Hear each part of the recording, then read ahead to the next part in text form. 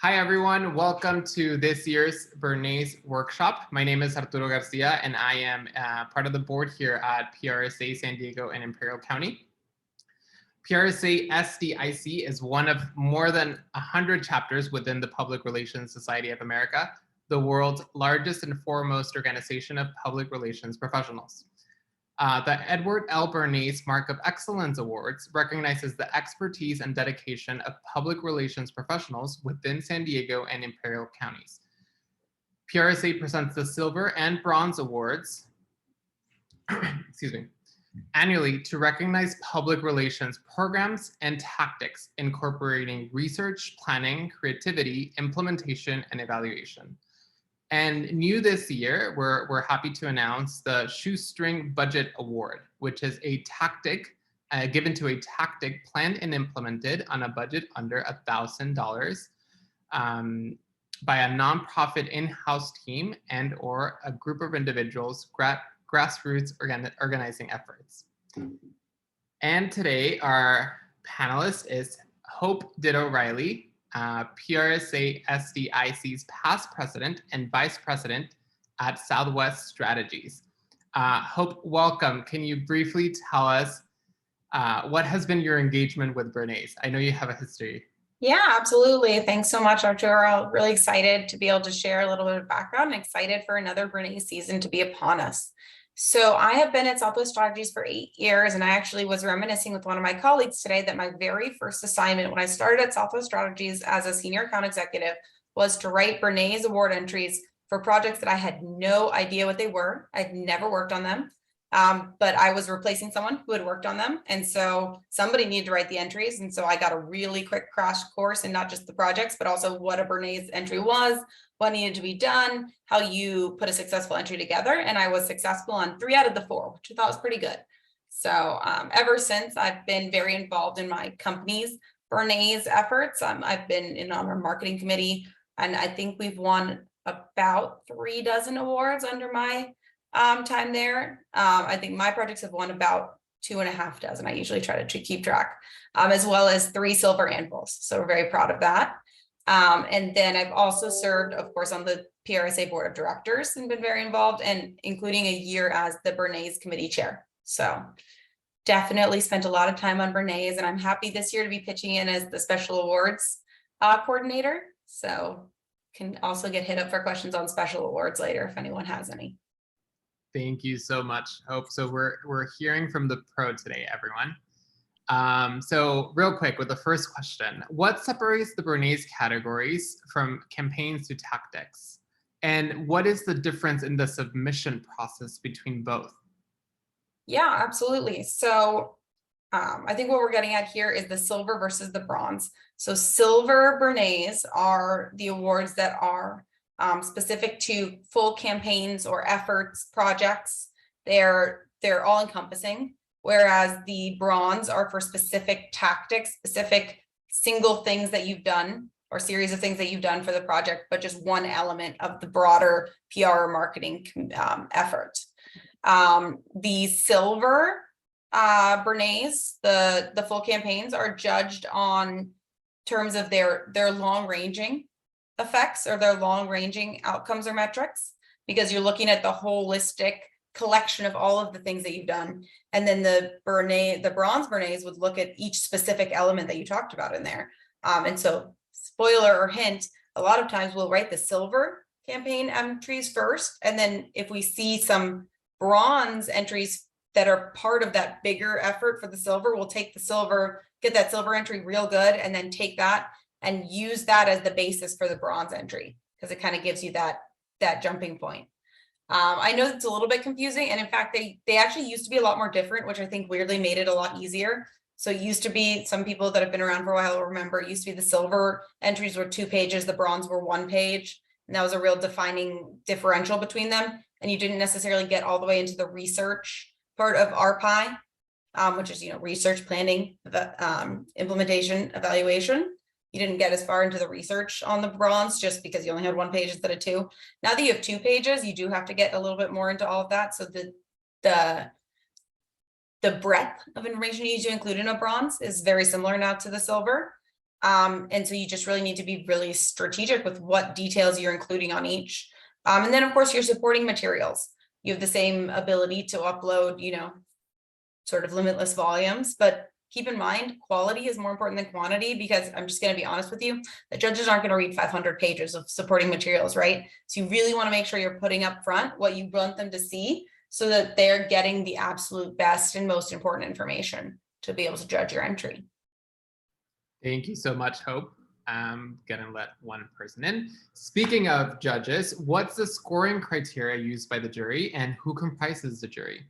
Yeah, absolutely. So, and I'm going to cheat and pull up our call for entries, because I have officially never memorized the scoring criteria, and I'm never going to at this point if I haven't already. So I'm just going to tell you that right now, and I'm going to take your your second question first. So we are, fortunate that there are 100 other PRSA chapters, 100 plus other PRSA chapters, and we participate in a judging pool, because it really wouldn't be fair for other San Diego PR pros to judge San Diego PR pros work. Whether, explicit or implicitly, everyone's going to have a bias, right? Either you saw what you're reading about on the news and you have the inside scoop, or you compete against the firm that entered it in a lot of things, and maybe that clouds your vision a little bit, or different things, right? And so we don't want that. We want these to be unbiased judgments of your communications prowess. And so we partner with other chapters throughout the country every year, and we judge one chapter's entries, and then another chapter judges our entries. I'm gonna be honest, I don't remember who's judging our entries this year, but we already did our judging, because different chapters have their awards programs at all different times of the year. And so that's why we have those deadlines for entering your awards, because we package up all of our awards and we send them off to another chapter. They've recruited judges with lots of PR experience and expertise, and they bring them in and they judge the awards, and each entry gets judged by 2 people, so that we can get rid of any single person bias. There's 2 sets of scoring on it. And then the scoring is done in terms of a point system, because that makes sense, right? And it's judged and it's broken down by RPI. So spoiler alert, putting things in RPI is going to help you to be more easily scored and evaluated. So research is 20 points, and that can be, primary research, secondary research. It can be formal. You can have done, you can be the Cadillac of focus groups and public opinion surveys and all that good stuff, or it can be more informal.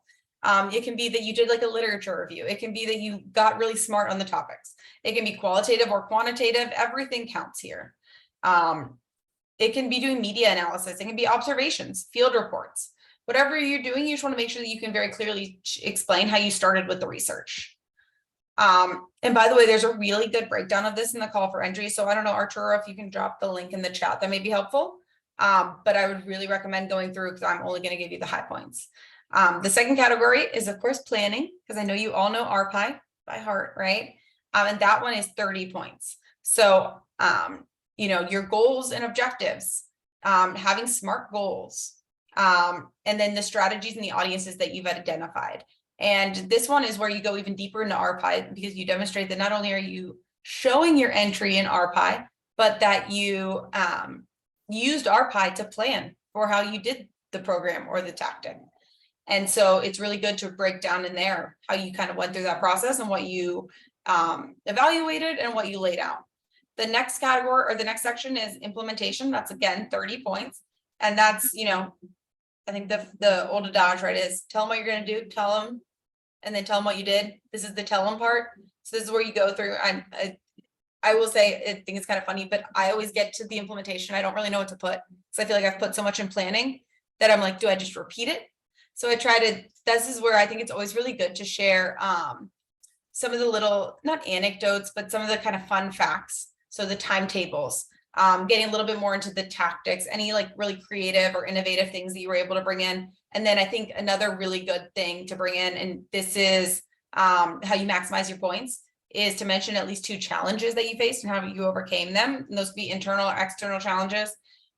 For me, that's been everything from, we did an event where there was a freak windstorm, and we had set up the night before, and our 1,000-person tent and all of our live screen TVs and all of our clear lucite podiums that we put throughout the property tours had gotten broken as a result of this freak windstorm. A tree had fallen on the road leading in. All the heating lamps we brought in had fallen down, just like all these disasters. I've really played that up, and we got lots of points in that implementation section, because what challenge could you overcome that'd be harder than that, right? I glued a lucite podium back together like a puzzle. So those are the kinds of things you throw in there that I think really help to kind of give some color and some interest to your entry. And then the final section, of course, is evaluation. So hopefully you had smart goals at the beginning. You established what you were going to measure and how you were going to define success.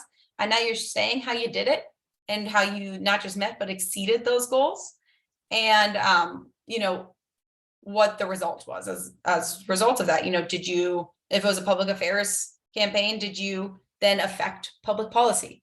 If it was a community service campaign, how did that lead to more positive community relations, et cetera, et cetera? The judging is very similar on bronze. I'm just going to make sure that I'm not wrong about that. I think the points breakdown is exactly the same, if I recall. Oh, research is 10 points in bronze. So there you go. I was wrong. Research is 10, planning is 20, implementation is 30, and evaluation is 10, and they're out of 50 instead of 100. So there you go. But it's the same concept. And like I said, if you go through the call for entries, there's a lot more details on this, but I think those are the big things to keep an eye on. Thank you so much, Hope. I had never heard about the challenges tip, so I really appreciate that one. It's good to know that that's going to score you some extra points when you share the things that you were able to overcome. It's also cathartic, I find. It's like a really good little therapy session to build in. Like you could just kind of recap your year and you realize what you haven't quite gotten over yet. Totally. And it paints a story for the reader. So thank you again. Let's really now take full advantage of your expertise. Tell us everything. How do you plan for Bernays? How much time you commit for every year? Any project management tips? How do you collect materials efficiently?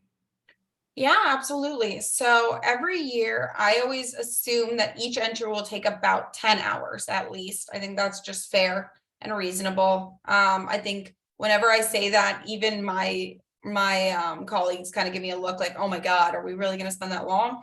Now, you got to think about it, right? First of all, it's probably not something you just finished working on. I mean, if it is, you're really lucky, right? But more than likely, this is a whole year that we're encompassing.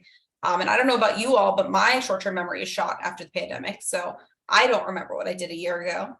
So you got to go back through, you got to get really familiar again, right? And then you got to draft a really good entry. And that's the next part. I like to outline my entries and kind of figure out what all those key points are. I sit here with the call for entries up with the judging criteria, so I can make sure I've hit every single thing that's detailed underneath there. I get those challenges in there really good. Make sure that I'm bolstering those up and making sure that I'm really explaining what we went through and how we accomplished what we accomplished. And I really pay a lot of attention to the matching the SMART goals with the evaluation in terms of the metrics. So I think that's really important. You've really got to make sure that you're not leaving any stone unturned. And, I work at a public affairs firm. So a lot of my successes can be defined as easily as a city council vote or a state assembly vote, or, things like that, right? A legislation getting passed or something getting added to legislation in time. But I have to really take a step back and think about what all the steps were to get to that, so that I can clearly outline the communications part of my job. And sometimes it is an extra step, but I think it's really important because it does help you. I find that it makes me a better practitioner to think about it that way, because when you think about things in really mundane terms, you're not really thinking about all of the effort behind it that you're doing to get there. And so this makes me once a year focus on how I got there. And then it helps me when I'm writing my next plan to really level out those steps. So I find it to be kind of helpful in that way to just level set. And I think it's a really good teaching tool too. I also do try to use Bernays as an opportunity for staff that maybe aren't as familiar with RPI or haven't been able to be involved in the strategic planning of something as much, to get their feet wet on something. So newer staff, I really encourage to get involved. And I think too, it's a great way to learn about projects that maybe you didn't get a chance to work on because you were busy at that point, or you were out on leave or what have you, but you still get a chance to have a piece of it, which is always really fulfilling. In terms of project management tips, I think the best thing is just time management, and making sure that you're adequately allocating time for those things that you don't plan for, right? The extra cycle of review that somebody's going to want, if your client's going to want to review, you know, I have a lot of my clients will want to review things. And so I always have to make sure that I'm planning that in and I'm making time for that. And I think it's really important. But you know, that can add a couple of days realistically. And then inevitably every year, somebody's computer crashes when they're compiling the PDF of the supporting materials. So we just build in a whole day, no matter what, because it's just going to happen. I don't know what it is. Murphy's Law, you know, curse. You can decide how you want to characterize it, but it happens every time. So I think that's really important. And that's kind of how we approach it. You know, we do a two-step review process in terms of having somebody that worked on the project and somebody that's never seen the project review everything and go through the scoring criteria. And then we, you know, get everything uploaded, cross our fingers and hit the submit button.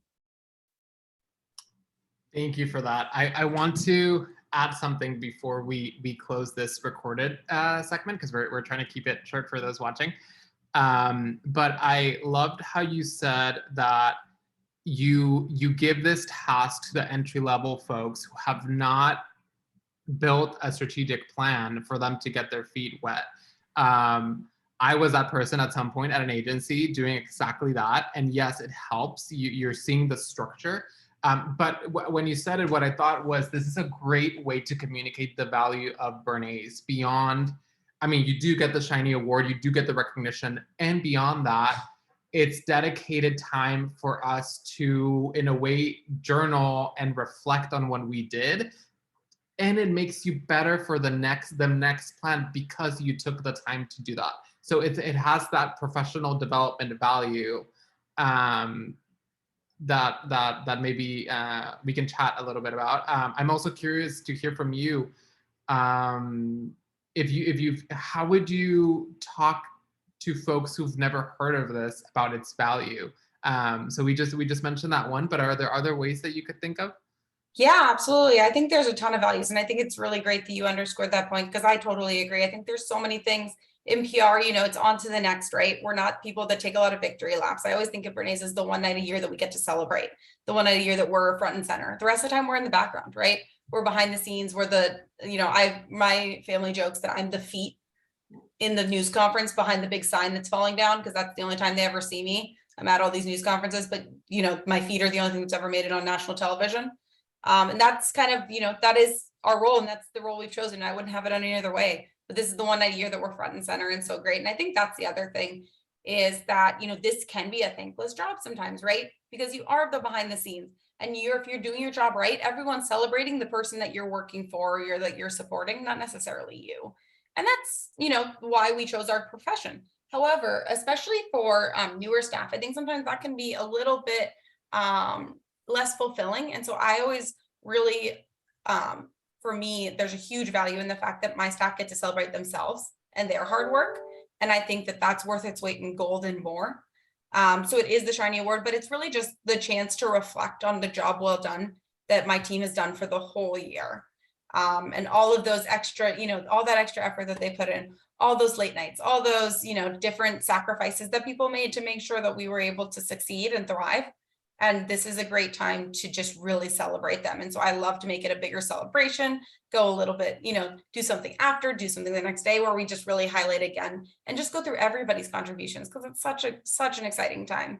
The other thing I would say is that taking the professional development side one step further, you know, seeing all the entries that were successful is a huge learning opportunity too. And that's why I always encourage my team and my colleagues to also serve as judges when we do our sister judging, because you just never know what kind of ideas you're going to get from reading somebody else's work. And I'm just going to say that, you know, copying is the highest form of flattery. And, you know, this is a profession where we're all learning from each other and each other's experiences. And so I will not lie. I've read lots of award entries when I've been judging and been like, that's a great idea, and thrown it right into a plan I was working on that day. And some of those have been really, really successful. Some of them have totally flopped too. You know, what works in North Carolina doesn't always work in San Diego. Yeah. But, you know, sorry, I thought you were talking, but I was going to say that it helps you as well to read entries and you're like, to develop that eye of, oh, this is the better one, or this one didn't follow the process through and through. And it makes you a better helping understand our process and really respect it better. Yeah, absolutely. Well, thank you so much for your expertise, Hope. We're gonna end the recorded sorry, end of the day, the recorded part of this workshop, just to make sure that you all are really able to learn and take in the information. Everyone at home watching, I hope this is useful, and I hope you submit and we get to see your best work. Thank you. Thanks, everyone.